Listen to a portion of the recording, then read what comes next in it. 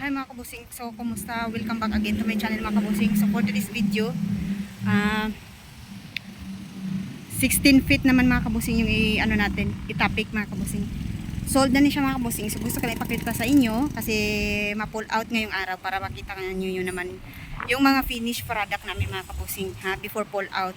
So kung hindi ka pa nakapag-subscribe, please subscribe to my channel para ma-update ka sa mga container, sa mga new update. So tara samahan niyo ako mga kabusing.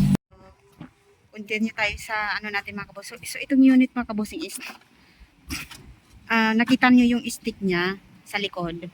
Pina-additional nila yan at saka yung railings dyan sa baba. Additional siya yan. So ang haba ng unit nito is 16 feet Isuzu Elf. Naka 5 holes and I-beam type. So kaning unit, diri naman tayo sa backside. Yung client nito, yung ating client ang nagpa-add ng mga accessories. Nakita nyo yan yung mudguard. Siya yung nagbili niyan and pinalagay na lang niya dito sa amin. So, may stickboard tayo. Kita nyo naman yung unit ito. Mayroon ding clearance light na nakalagay. Ito yung tawag dito is clearance light. So, ngayon checking na. Ayan, i-start sa yung unit.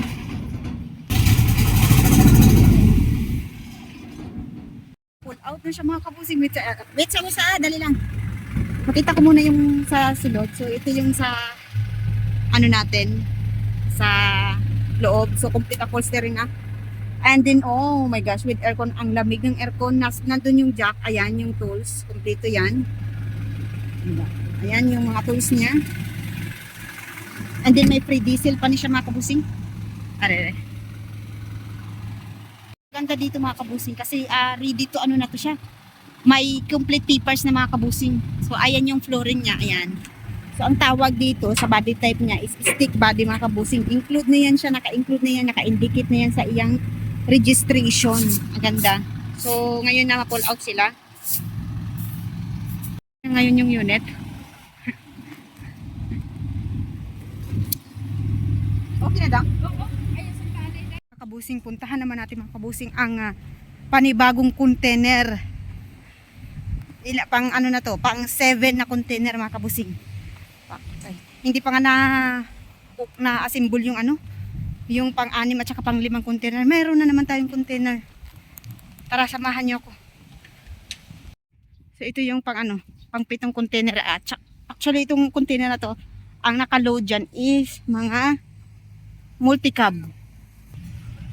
So ito yung pang 7 container, multi-cab, mga DE17V, DE64, DE64V, W.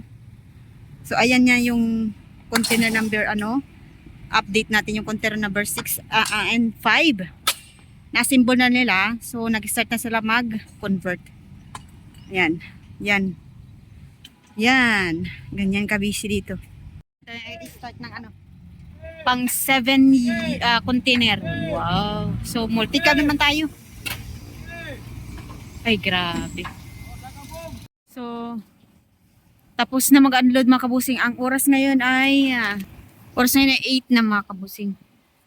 So, lalabas na ngayon yung container and then pupuntahan natin sila doon.